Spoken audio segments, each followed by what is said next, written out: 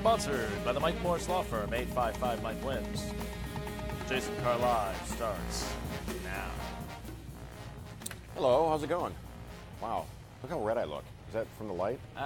Playing with the lighting, yeah. Playing with the lighting? Is that what we're doing? It does look red. Where is that? I do look red. Huh. If I go over here, not as much. Interesting. How are you? How was the weekend? How was your weekend, John? My weekend was good. Went to the parade yesterday. Yeah, how was that? Oh, the march to Nain Rouge. Nain Rouge. It was a big turnout. I mean, in the rain. Let's play with this. Hey, take a look at this. Yeah, it was a big turnout. Oh boy. Oh, jeez. Yeah, look at that. Our volume's all the way up and everything here. Let's get right into it. United Airlines barred 2 teenage girls from boarding a flight Sunday morning and required a child to change dress after a gate agent decided the leggings they were wearing were inappropriate. Waves of anger on social media were set off in a series of tweets. United defended the decision. What do you think about the leggings on the pass riders? You've got the airplane graphic right here, John. No, that's actually one that says United on it. I know, but it's the... That's it. By way of explanation from firsthand personal experience, I was a child of the 70s and early 80s. My parents were divorced. My stepfather worked for Delta Airlines for like 4 decades. And so we were what is known as a non-rev family, which if there was space available and we were dressed appropriately, we could fly free, sometimes even in first class if there was space available. So all of my flight travel when I was a kid, 7, 8, 9, 10, right into my teenage years, anytime I was on Delta going non-rev, as we called it, you had to be dressed up to represent the company and look your best and behave yourself. And if there was a seat on the plane, then you would be on that seat and it wouldn't cost you anything. So I can see where United is coming from if they felt like this family, these girls, teenagers, were flying non-rev, were not representing the family to the best of their ability.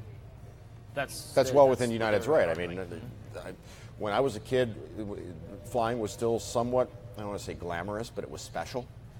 And I spent many a flight sitting by myself in unsold first class because there was space available. The coach was full, first class was mostly empty, and here I am at 9, 10, 11 years old, sitting in my 3-piece suit in first class. Representing my stepfather as an employee of the airline. Now, they posted to Twitter, I believe this was yesterday evening, after things had finally started calming down, saying that, to our customers, your leggings are welcome, but this is specifically to do with people who are, on that pass track. I'm actually glad to see that it's still the case that with the airlines. My stepfather has long since retired from Delta, but I'm happy to see that there are still standards. Mm-hmm. Because I miss the days of when you had to dress up to fly, or and people did dress up. I'll go ahead and say this. Whenever I travel, I usually travel in a suit. That way I'm not packing a suit away. Does that make sense? Yeah, it makes perfect sense, Gelman. I'm nuts. I'm out of control. Where's Kathy Lee? Sometimes it's okay to throw rocks at girls. I didn't say it. Spicer's Jewelers in North Carolina said it on their billboard. In Asheville. The backlash was immediate. Critics called for the billboard to be taken down. Some 15 people protested outside the company store on Sunday. Others are calling it tone-deaf, misogynistic, and disgusting. Spicer Green Jewelers issued an apology. To whom we have offended with our recent billboard, please accept our apologies. We do not condone violence of any kind toward any being. E-Engineering has joined us. Are you okay? It's flying under the radar back there. We intended the billboards as a play on words to encourage the loving act of gift-giving and are deeply saddened that it offended anybody. What do you think on the Facebook? Tell me. Bacon Nation. By the way, bowl of bacon on my Facebook page at Jason Carr TV. If you go there now, you can answer the bowl of bacon, which is, what is the greatest cereal of all time that you most associate with being a kid? What is the greatest cereal of all time that you must associate with being a kid? Fruity Pebbles. Really? I think so. Yeah. Cinnamon Toast Crunch, says Ian. What is the greatest kid cereal of all time? Cinnamon Toast Crunch. That's 2 votes. David? I'd have to go with Lucky Charms, or Crunch Berries, or Cocoa Pebbles. And don't forget about the monster cereals. Count Chocula, are you kidding me right now? Amy says, people need to have a sense of humor. Come on now. They've already moved on from the billboard. Now I'm getting King Vitamin, Corn Flakes, Lucky Charms. Doreen says, if the benefit of family flying has standards, I don't see the problem with their rules. It doesn't seem like the girls were upset either, so why is this being blown up? Helen says, oh, for Pete's sake, people are offended by everything. Katrina says, I remember a commercial about how if there was a fire on a plane, nylons would burn quickly, so no pantyhose since. Now that's, I have a fear with pajamas that are made with these nylon things that'll melt. You know, if there's a fire. You said pajamas. You strike me as the sort of hipster that would say pajamas. Pajamas. Like Budapest. An architecture firm hopes to create the longest building in the world by bending a skyscraper in half. The Big Bend is a curved 4,000-foot-long skyscraper. Just an idea for now. But it could be a reality in the Manhattan skyline. Obviously, the Twitterverse is having jokes. There's lots of jokes. Come on, are you yoking me? I am just yoking you. Anybody that's seen Sing knows what I'm talking about. Star Wars green screen. I didn't know there was so much green in the entire galaxy, says Ray. Take a look at this. Use the Force and take a look at this. I didn't know there was this much green in the whole galaxy.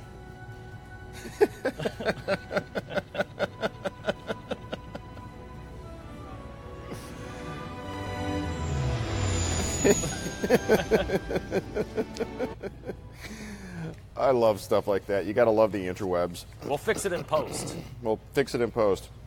And now, a golden retriever playing fetch on an ice rink.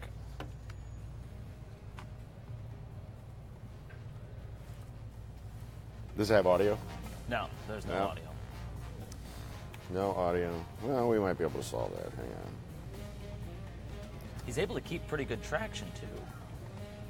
Now, do you know where this is from, where we got this? No, I'd have to look into that. How old the dog is? Anything?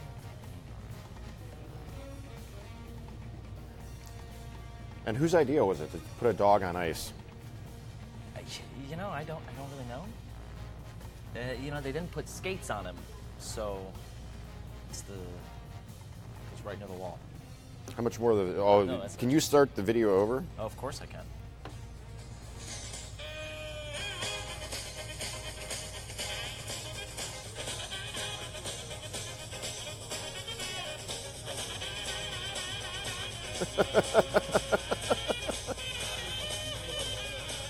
Whoa!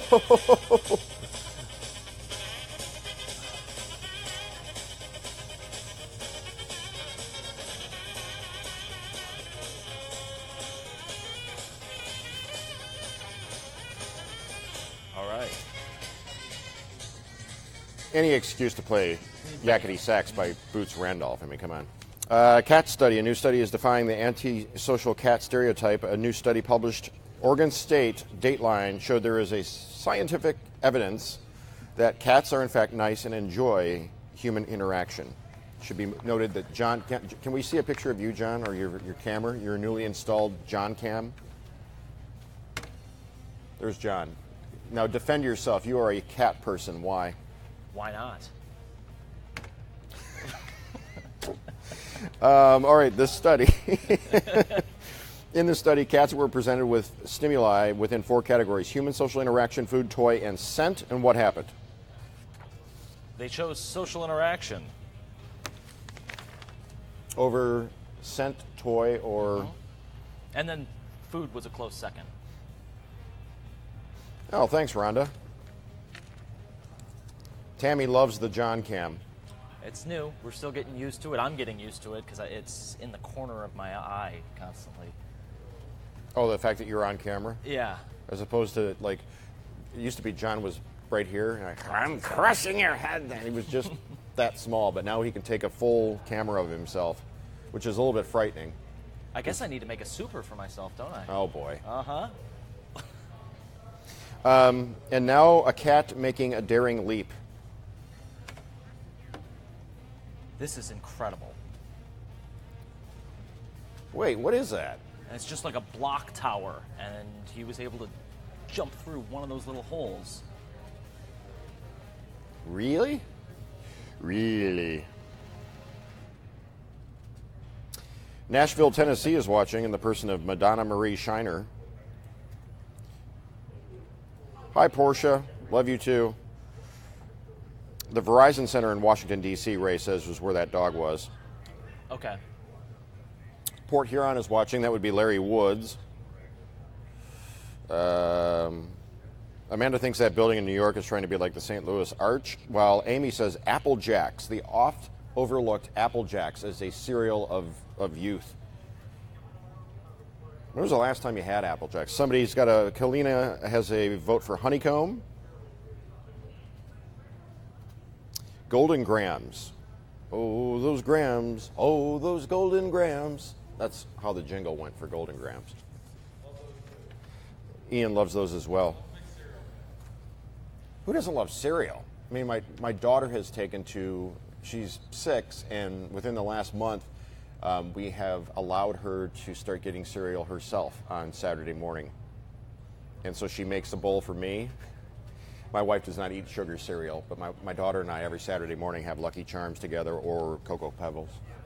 Now, we have a tradition in my family where Christmas, Grandma gets a box of cereal for everyone. You unwrap a box of cereal at Christmas. It's hilarious, but I'm sure it dates back to Depression era type thing. Open a box of cereal. Yep. Is that Jay Coolman, one of the producers of Live in the D? That was a rare sighting. That was a Jay Coolman sighting. Interesting. Yes, it will. Oh, there he goes. What, Jay, can you come over here for a second? Yes, I can. Do we have a microphone? Yeah. Stand by for news and comment from Jay Coolman, one half of Jammy. There's Jay and Tammy. They produce Live in the D, so we call them Jammy. Am I even on here? Okay. Okay, so Hi. Whoa. Hey. Hi. There's John. You see John back Hey, how's there. it go? Going. All right, so what's on the show today? I got a lot On of Live good in the stuff. D, Live local in the 4, D, 10 a.m. 10 a.m. We're going to play Keep It, Trash It, or Donate It for spring cleaning. Like those things that you hold on to that, should I keep it? Should I, she wants me to get rid of it. I want to hold on to it. No. My wife just throws it out behind my back. I had this black Ralph Lauren polo, like, fisherman sweater, turtleneck thing, which was like my go-to every winter. One winter, it magically disappeared. That's what my brother and I were talking about it over the weekend. It's the whole, honey, have you seen this? Yeah. So we've got that. Some cool ways to bring some color into your home for spring. And man, you're putting me on the spot. I know. I know. What do we have? Food. How many food? We don't have any food today. Tati brought Good. something in. Oh, she's got a cheesecake with an amazing secret ingredient that you'll never guess. You absolutely will never guess. I mean, maybe if you see it, you might guess it, but you'll never guess just Peanut butter, like No. in those White Castle knockoffs. No. No. But peanut butter cheesecake doesn't sound too bad. No, it doesn't sound too bad. No. So, yeah, that's what we got. Oh, Yeah. you look at Annie says, Annie? LOL, go Taryn, for throwing out my sweater. What? What was your go-to sugar cereal when you were a kid? Sugar cereal? Oh, man, Frosted Flakes. Selena Hurt says she's going to watch Live in the D at the top of the hour. I'll tell you what, Selena, Right. I will send you a special custom shout-out just to you. Fantastic. Yeah, hello, Taryn. Oh. Have you ever done the reverse? Has she ever had something that you like? Where I just, No, I'm a smart man. I would never do that. No, I'd you'd never never throw do out that? something on my wife. There's Happy about life, 100 happy pair of life. shoes in the closet that I'd like to throw out in the next go around, but I would never do that. But and we're not only going to be on today, but Yes. there's like an extra bonus episode of Live in the D this week. Thursday night. Thursday. Thursday night, 8 o'clock, Live in the D, after hours. We're going to be at Cliff Bell's, amazing spot in Detroit, taking Live in the D after hours with a little bit of fun, a lot of fun. Some special guests, We're going to show some fun things to do after hours in Detroit that you may know, you may not know, family friendly, some just kind of friendly. All right. Sound Jay good? Kuhlman. Adios. He will see you. Don't forget you got a mic on. Oh, You're good. He will see you at the top. Well, he'll pretend to see you at the top of the hour because he's in the control room while we're doing the show. And Jay, don't forget, I have to say hello to Selena Hurt. All right. Selena Hurt. Yeah, Selena, where are you from? Tell us something about yourself so we can. She says, "Thank you." So we can give you some love on Live in the D on the TV. Pizza in milk. The internet has found a new way to ruin pizza, dipping it in milk. Yeah. I think this might be a joke. Like An April Fool's joke? Yeah, a little. Because it was being talked about during the pineapple on pizza debate, and whether that's ruining pizza. So I don't know if this is. We have one live audience member in studio, and it's Engineering watching over in the atrium. How's it going over there? Enjoying the show today. You are? Yeah. Are you reading the comments? The legging controversy is big at my house. The legging controversy? Yeah. At your house? How so? Yeah. My wife's one of those people who don't think you should just wear leggings as pants. Yeah. Yeah. She shouldn't hang out in downtown Birmingham then, because the ladies of leisure in their Range Rovers, they're all walking around in their Lululemons, their athleisure. Right. I mean, it happens. Birmingham. Today's Oberon Day. Oberon Day. Buffy, bring here. No, Oberon Day is the day where they finally release the summer beer, right? Yeah. And then everybody gets in line. I mean, No one goes to school that day, at least in Kalamazoo. Right, it's a college thing, right? Yeah. The Oberon Day classes is like are a- canceled, but no one's coming. It's one of those triumphs of marketing that Rod Maloney knows from his business perspective. Do you know that today is Oberon Day? The beer Oberon? It's like they release it every year on a certain day, and it's like... Because everyone at Western Michigan has taken the day off of school. It's true.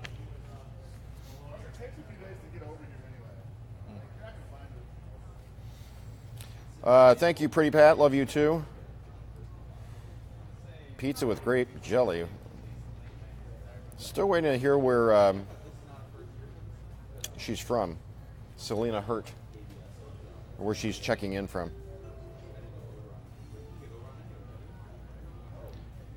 I wonder who Kathleen is talking to. Get your facts right. Flying on an employee's pass means you follow employee standards. Grow up. Is she talking to somebody else? I can't tell. Well, let's go back to that. Our top story, United Airlines barred 2 teenage girls from boarding a flight Sunday morning and required a child to change their dress after a gate agent decided the leggings they were wearing were inappropriate. Waves of anger on social media were set off in a series of tweets. United defended the decision. The girls were about to board a flight, but were turned away. They were going from Denver to Minneapolis. A spokesman for United said the girls were turned away because their leggings violated the company's dress code policy for past travelers. Hi, Kelly. Lavier Fitzgerald, or Lavier, or Lavier. Can we go back to United's tweet? Yeah, so this was, they said passengers this morning were United Pass riders who were not in compliance with our dress code policy for company benefit travel.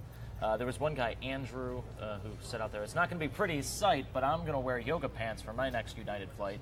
United said, "Well, hey, Andrew, you aren't a past traveler, so your attire doesn't need to meet the United Past Travel clothing requirements." And they put out there saying, "To our customers, your leggings are welcome." Learn more about our company's past travel privilege. Which their past travel privilege, at least the link that I found, was kind of vague. They didn't really go into the whole leggings thing, but this does not affect regular customers. To recap, from a personal perspective, my stepfather worked for Delta Airlines for 42 years, starting in, what year did he start? He was like 18. He worked his way up into management. He was the station manager for Delta when he retired.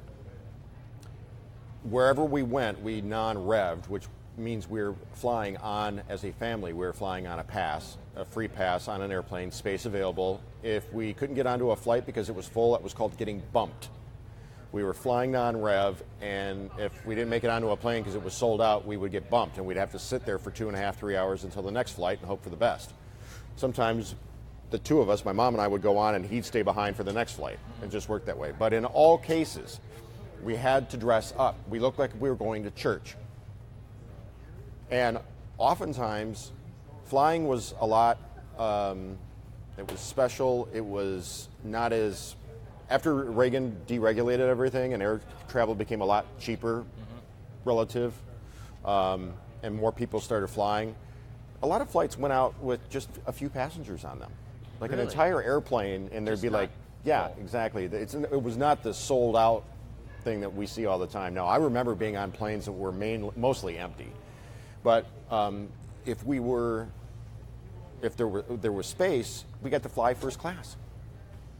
Even as a kid, as an unaccompanied minor, I remember having first class mostly to myself, which means I had a flight attendant all to myself.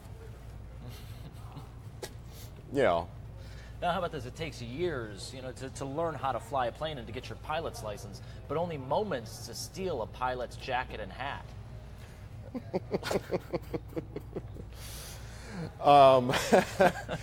So, yeah, I was like Leonardo DiCaprio, or at least I imagined myself to be him. I'm like 12 years old, and I've got a 3-piece suit on, flying to see my grandparents down south, or flying from Florida up to Michigan, back and forth, flying non-rev. But always, always, always dressed up, tie knotted right up here. My mom wearing a dress.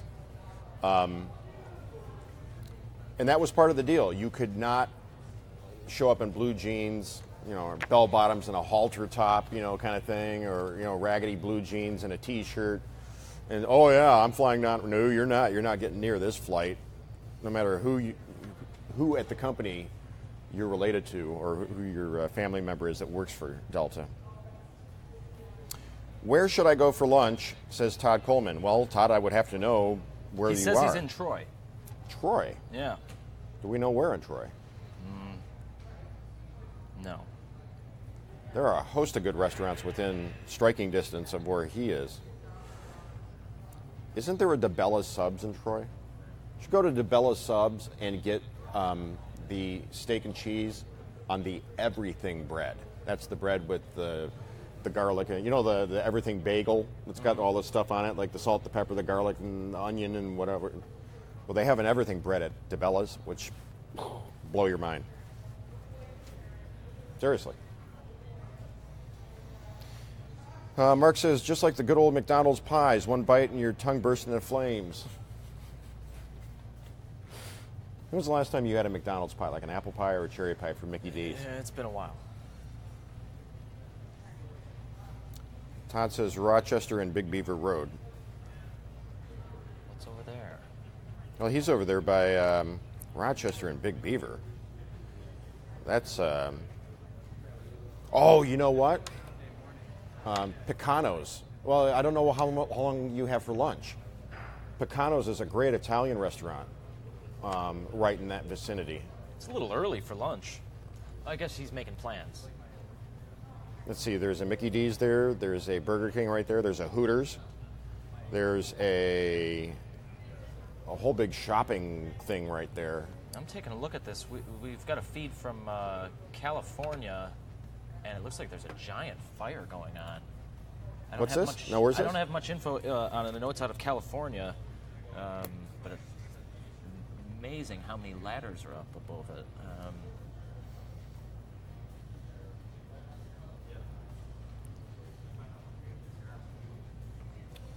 Tanya says, what's the difference between regular flyers wearing leggings and passenger travel? Well, in the case of the past travelers, they're not paying for the ticket, but they are representing the company.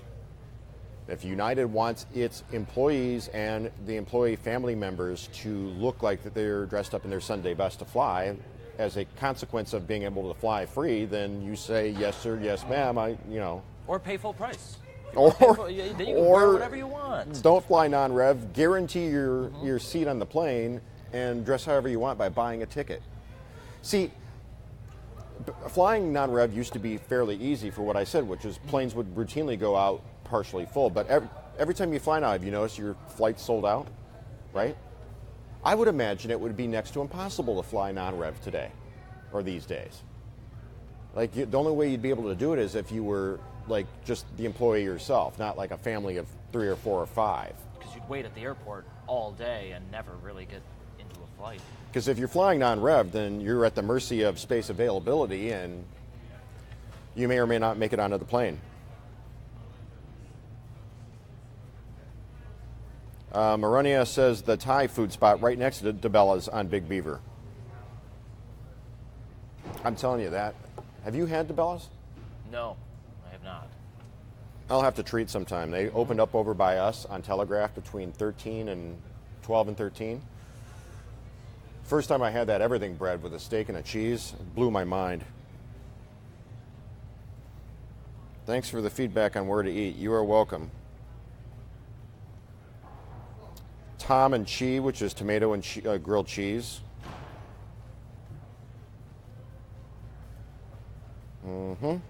Just going through the comments right now.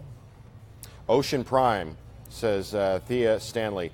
Todd, if you go to Ocean Prime, you need to get the goat cheese ravioli. Sadly, I don't think it'll fill you up. It's more like an app.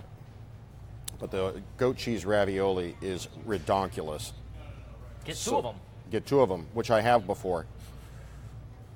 They're definitely worth 2. Kim says, I thought we were talking about the legging conservatives. Oh, we're kind of all over the place today.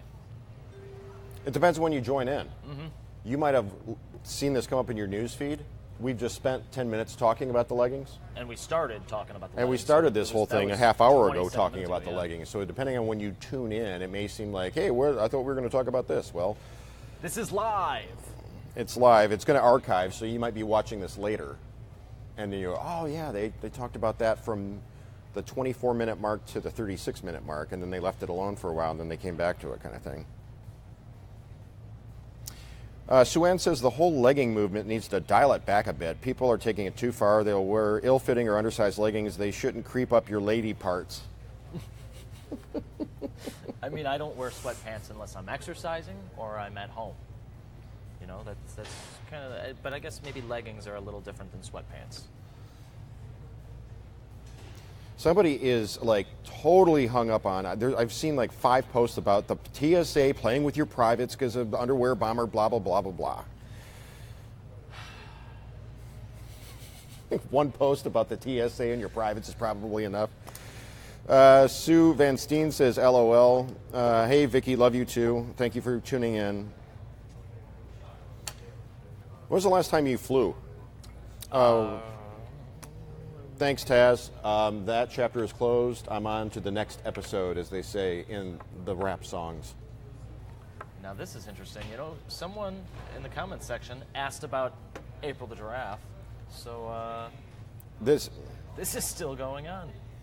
I was really thinking that over the weekend it was going to happen, but not yet. you know, it's a little known fact that the reason why April has not had this baby yet is because you're wearing the leggings too tight. That's probably part of it. It's constriction. Yeah, the constriction was yeah, those giraffe print leggings that they sell at Birmingham at Lululemon, which is a bit weird that a giraffe would be wearing giraffe print leggings from Lululemon, but stranger things have happened. Any day now. We'll be waiting. There was a popular song in the late 70s and early 80s. Was that Conway Twitty that sang Any Day Now? Or Ronnie Millsap? TV's Ken. Can you look something up for me? Look up the song Any Day Now. I think it might be Ronnie Millsap. Is it Ronnie Millsap? Thank you very much. Thank you. Wonder what year was that? Does it say? 1982. I said late 70s, early 80s. You ever heard the song? I don't think so. It's actually a pretty good tune. I would have guessed older than 1982, but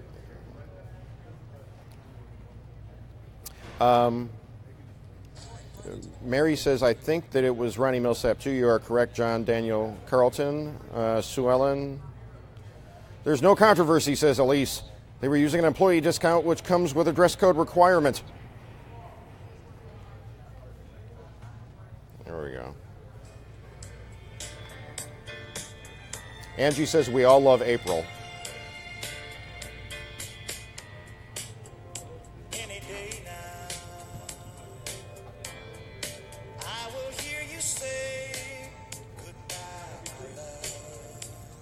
Any day now, that giraffe's gonna have her baby.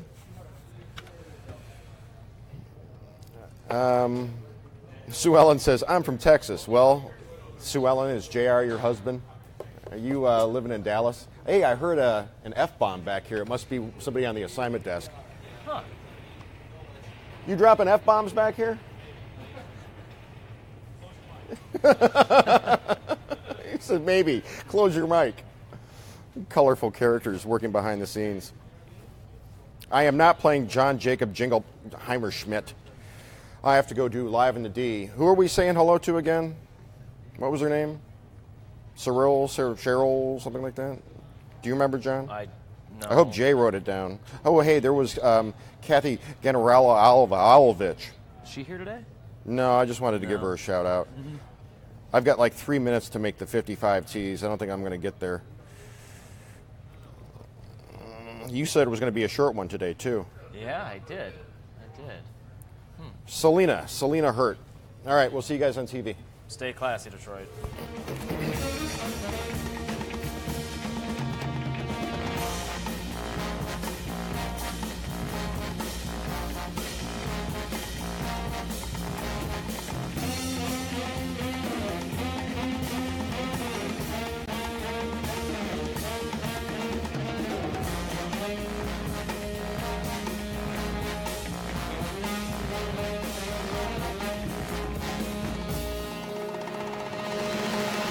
Jason Carr Live was sponsored by the Mike Morris Law Firm, 855 Mike Wins.